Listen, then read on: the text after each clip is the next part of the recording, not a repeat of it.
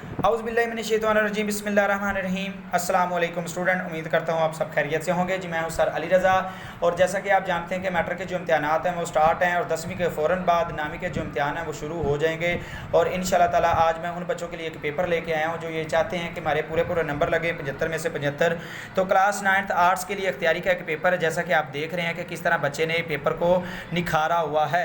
तो आज मैं वो छोटी छोटी गलतियाँ आपको बताऊँगा जो बच्चे करते हैं, जिसकी वजह से उनके पूरे नंबर नहीं लगते और बाद में वो पछताते हैं कि हमने तो बहुत ही अच्छा पेपर लिखा था, हमने तो सारे सवाल किए थे, लॉन्ग भी सारे किए थे, तुम्हारे नंबर पूरे क्यों नहीं लगे। तो चलें स्टार्ट करते हैं जी। सबसे पहले आपने क्या करना होगा, 605 मार्कर मास्टर कलम, आपको पता है मास्टर कलम के बारे में और सारे बच्चे वो यूज़ करते हैं। तो 605 और 604 मार्कर जो होगा ब्लैक और ब्लू दोनों इस्तेमाल करेंगे। और कहाँ कहाँ करेंगे चले मैं आपको इस वीडियो में बताता हूँ। सबसे पहले 605 मार्कर पकड़ेंगे, इंशाइया तर्ज लिखेंगे। बहुत सारे बच्चे होते हैं कि इंशाइया तर्ज नहीं लिखते, हिस्सा अव्वल नहीं लिखते, डायरेक्ट शुरू कर देते सवाल नंबर 2 और उसके बाद फिर मुख्तलिफ सवालात के जवाबात भी हेडिंग नहीं देते और जुज़ शुरू कर देते हैं और जुज़ के बाद फिर हेडिंग भी नहीं देते कि उस जुज़ में पूछा क्या गया है। ठीक है, चेक करने वाला तो कर लेगा लेकिन उसके लिए आसानी नहीं बनेगी। अगर आप पेपर में आसानियाँ पैदा करते हो, पेपर को अच्छी तरह लिखते हो, तो आपके लिए वो रियायत करेगा थोड़ी सी और आपको पूरे नंबर देगा। यही छोटी छोटी गलती होती है जो बच्चे कर जाते हैं और उनके पूरे नंबर नहीं लगते। देखें इस बच्चे ने इंशाइया तर्ज लिखा 605 मार्कर के साथ ब्लू से और उसको कितनी खूबसूरती के साथ अंडरलाइन किया। उसके बाद हिस्सा अव्वल लिखा है, ठीक है, हिस्सा अव्वल में मुख्तलिफ सवालात के जवाबात होते हैं जी। उसके बाद उसने हिस्सा अव्वल में सवाल नंबर 2 पकड़ा है, इसलिए 2 पकड़ा है क्योंकि उसको सवाल नंबर 2 में सारे जुज़ आते थे। तो प्लीज़ अगर आपको सवाल नंबर 2 में 6 जुज़ नहीं आते तो आप उस पेपर को नहीं करेंगे। अगर 6 पूछता है या 5 सवाल पूछता है, अगर आपको पूरे जुज़ नहीं आ रहे जिस सवाल में, तो उस जुज़ सवाल को ना पकड़ें, उसको एंड पे पकड़ लेना। जो सवाल आपको जिसमें 5 जुज़ आते हैं उसको सबसे पहले पकड़ेंगे। ठीक हो गया। First impression is a last impression, हमेशा बात याद रखना कि जो पहले सफ़े होते हैं, जो पहले सवाल होते हैं वो आपके बड़े ही अच्छे और बड़ी खूबसूरती के साथ लिखे हुए होने चाहिए। ठीक है। उसके बाद जी सवाल नंबर 2 जो नंबरिंग होगी वो ब्लैक मार्कर के साथ देंगे। ठीक है, ये 605 मार्कर के साथ सवाल नंबर लिखेंगे और जो नंबरिंग होगी वो 605 मार्कर के साथ ब्लैक से लिखेंगे और बाद में अंडरलाइन कर देंगे। उसके बाद हेडिंग देंगे मुख्तलिफ सवालात के जवाबात की, चेक करने वाले के लिए भी आसानी बनेगी, ये सवाल मुख्तलिफ चल रहे हैं। ठीक है। उसके बाद एक जुज़ पकड़ेंगे और कितनी खूबसूरती के साथ देखें, छोटे छोटे डॉट जो आपको नज़र आ रहे हैं सर्कल, वो लगा के और कितनी खूबसूरती के साथ उसने मार्कर का इस्तेमाल किया हुआ और ब्लैक मार्कर से अंडरलाइन की हुई। ठीक है। उसके बाद जुज़ नंबर में वो क्या पूछता है जी, अकायद के नाम। तो देखें उसने डायरेक्ट एक ही लाइन में नहीं लिख दिया अकायद, अकीदा तौहीद, अकीदा रसालत, अकीदा मलाइका, अकीदा आखिर, उसने लहदा करके एक लाइन पे लिखा है। कुछ बच्चे होते हैं एक ही लाइन में टू दी पॉइंट चलते हैं, भाई ये पॉइंट में बताएं, अकायद के नाम है तो नाम है तो फिर एक लाइन में एक लिखें। और छोटे छोटे ये देखें ये डॉट कितनी खूबसूरती के साथ ब्लैक और ब्लू का इस्तेमाल होगा। ठीक हो गया।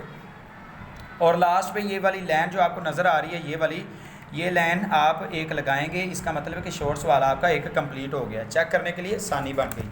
आगे चलते हैं जी।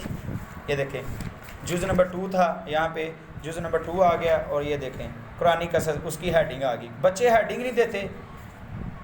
नहीं देते और उसके बाद जो अहम चीज़ होती है वो हाईलाइट नहीं करते। कौमों के अरूज व ज़वाल, शुक्री नाशुक्री और अज़ाब व इनाम का पता चलता है कुरानी कसस में। कसस कहते हैं वाक़यात को। कसस बयान करने का मकसद ये है कि लोग सबक हासिल करें, मतलब इबरत हासिल करें। देखें लाइन आखिर पे मुकम्मल हो गया है शॉर्ट क्वेश्चन, तो एक लाइन आ गई है। ठीक हो गया। उसके बाद जुज़ नंबर 3 इस तरह देखते जाएं, कितनी खूबसूरती के साथ छोटे छोटे सर्कल लगाए हैं और कितनी खूबसूरती के साथ महारत के साथ उसने लिखा है पेपर। और नंबरिंग के नीचे उसने ब्लैक मार्कर जो है वो अंडरलाइन की हुई है। हदायत और रहनुमाई, इसमें ये पूछा गया हदायत और रहनुमाई जी, देखें मफ़हूम ये है, वाज़ह किया कि ये मफ़हूम है। ठीक है, एक ही लाइन में ये नहीं लिख दिया। तो अगर ऐसे करते हैं तो आपके पूरे नंबर लगते हैं। देखें ये हवारी और इंसारुल्लाह उनके 2 नामों से मशहूर हुए थे। देखें उसको ब्लैक उसके पॉइंटर के साथ उसने यूज़ किया हुआ है। देखें तो प्लीज़ आप भी ये छोटी छोटी गलतियाँ नहीं करेंगे, जितनी खूबसूरती बढ़ाएंगे उतने नंबर आपके आएंगे। अब देखें सवाल नंबर 3 शुरू हो गया, इसमें भी मुख्तलिफ सवाल के जवाब हैं। देखिए अब सवाल जुज़ नंबर पहला पकड़ा है, उसमें क्या पूछा गया था, उसमें तर्जमा आया जी। तर्जमा देखें कितनी खूबसूरती के साथ दरमियान में लिखा हुआ है, ठीक है। इन्वर्टेड कोमा, अंडरलाइन देख रहे हैं आप, ब्लैक और ब्लू मार्कर का इस्तेमाल हुआ देख रहे हैं, लास्ट पे ये लाइन देख रहे हैं। यही गलतियाँ होती जो बच्चे करते हैं, लिखते ही नहीं ठीक, याद होता है सारा लेकिन लिखने का अंदाज़ नहीं, पेपर प्रेजेंटेशन नहीं, इसकी वजह से उनके नंबर नहीं आते।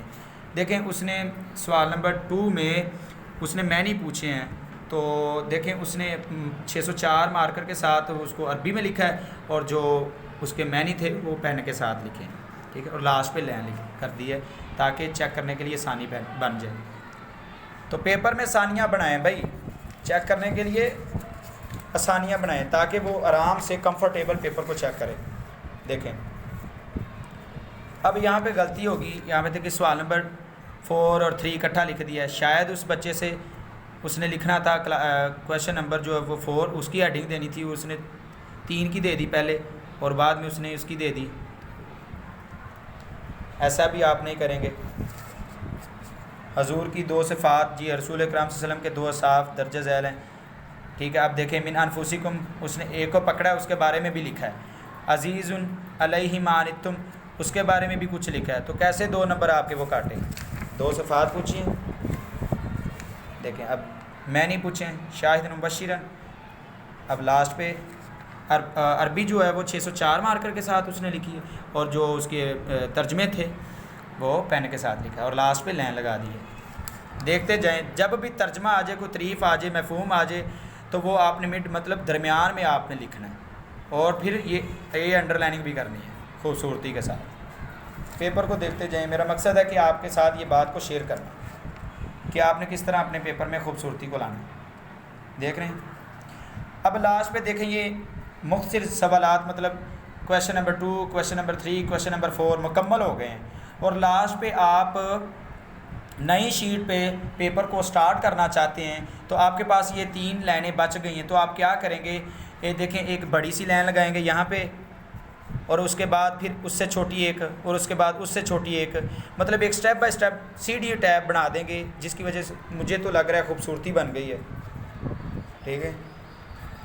अब नई शीट पे पेपर को स्टार्ट कर दिए। हिस्सा 2। अब हिस्सा 2 में जितने भी होते हैं लॉन्ग क्वेश्चन होते हैं, देखें हिस्सा 2 कुरानी आयत का तर्जमा और तशरीह। उसने पहला जुज़ पकड़ा जी अलिफ़, ठीक है, उसको अलिफ़ आता था। आपको भी जो आता होगा वो आप पकड़ेंगे। अच्छा कुछ बच्चे होते हैं यहाँ पे ना हेडिंग नहीं देते कि उन्होंने अलिफ़ को पकड़ा है या हिस्सा बे को पकड़ा है, तो ये बड़ी गलती है। प्लीज़ जो आंसर शीट क्वेश्चन शीट पे लिखा होता है तो उसके मुताबिक चला करें। हिस्सा अलिफ़ लिखा होता है, बे लिखा होता है, जीम लिखा होता है, उसमें वो पूछता है 2 करें, तो जो आपको आते होंगे वो आपने करने हैं, ठीक है। तो नंबरिंग ज़रूर देंगे। ये देखें कितनी खूबसूरती के साथ दरमियान में उसने तर्जमा लिखा है और उसमें तशरीह कर दी है बाद में। फिर जी जुज़ बे पकड़ा है, बे का तर्जमा हेडिंग दी उसकी, नबी यकीनन हमने तुम्हें गवाही देने वाला, खुशखबरी सुनाने वाला, डराने वाला बना के भेजा है, ठीक है। तशरीह कर दीजिए। 5 नंबर का ये होता है। अब देखें इसमें अहम जो बातें थी, खुशखबरी सुनाने वाला, डराने वाला, 2 उसने इतनी सी आयत पूछी थी, तो उसके मुताबिक उसने बच्चे ने एक हेडिंग को पकड़ा है जो कि तर्जमे में इसी हेडिंग को निकाल दी है। देखें एक लिखने का अंदाज़ होता है, आपको याद भी इतना नहीं करना पड़ता लेकिन आपके नंबर भी आ जाएंगे। ऐसा तरीका है ये वाला। तर्जमे से निकालें, हेडिंग अपने तर्जमे से निकालें और तशरीह में लगा दें, आपकी तशरीह भी लंबी हो जाएगी, 5 नंबर आपके पूरे आ जाएंगे। अब देखें एक हो गया लॉन्ग, फिर ये 3 लाइनें इस्तेमाल कर दें ऐसे। अब क्वेश्चन नंबर 6, सवाल नंबर 6 अहदीस का तर्जमा और तशरीह। आपके पास 2 हदीस आएंगी या शायद एक आएगी, तो आपने एक करनी होगी। तो प्लीज़ आप यहाँ पे नंबरिंग ज़रूर देंगे, अलिफ़ या बे। तो बहुत सारे बच्चे यहाँ पे फिर गलती कर देते हैं, आप नहीं करेंगे। अब उसके बाद आप देखें तशरीह जो है वो तर्जमा जो है वो आप दरमियान में लिखेंगे, ठीक है। और उसके बाद तशरीह उसकी हेडिंग देंगे, क्या पूछा है उसके मतलब आप लिख देंगे। अगर आपको इस हदीस के मुताबिक कोई और हदीस आपके ज़हन में आ रही है, कोई आयत आ रही है, रोज़ा मेरे लिए है और मैं ख़ुद इसकी जज़ा दूंगा, तो प्लीज़ आप इसके मतलब कोई हदीस कोई आयत लगा दें, ठीक है। रोज़ेदार के लिए 2 खुशियाँ हैं, मतलब इसका मतलब एक ये भी लगती थी, रोज़ेदार के लिए 2 खुशियाँ हैं, एक खुशी जब वो रोज़ा अफ्तार करता है और दूसरी जब वो अपने रब से मुलाकात करता है। कुरानी आयत भी लग सकती थी, बहुत सारा। आप जितना आपके पास नॉलेज हो बस आप हेडिंग दे के मार्कर के साथ लिखते जाएँ, क्योंकि अख्तियारी का पेपर है, इस्लामियात का पेपर है, तो पूरे पूरे नंबर आपके आ सकते हैं। अब जुज़ बे पकड़ा है, जुज़ बे यकीनन मोमिनों में से बिलहाज़ ईमान ज़्यादा कामिल वो है जो अखलाक में इन सबसे बेहतर हो।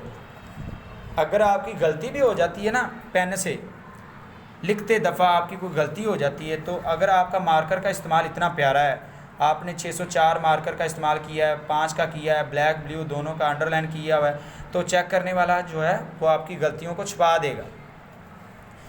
ठीक हो गया। अब देखें सवाल नंबर 7, क्वेश्चन नंबर 7, उसके मतलब वो लॉन्ग आ जाते हैं, ख़त्म नबूवत पर मुख्तसर नोट लिखें। उसका अलिफ जुज़ है, ठीक है, कुछ बच्चे यहाँ पे जुज़ डालना भूल जाते हैं, तो उसका अलिफ जुज़ है ख़त्म नबूवत। ख़त्म नबूवत के बारे में कोई अगर आपको कोई आयत आ रही है तो स्टार्ट कर दें, हम ऐ लोगों मोहम्मद तुम्हारे मर्दों में से किसी के बाप नहीं, ठीक है, इसके मतलब, ठीक है, और उसी के ये जो आयत लिखी है इसी के मतलब आप तशरीह कर दें, आपका लॉन्ग भी क्लियर हो जाएगा।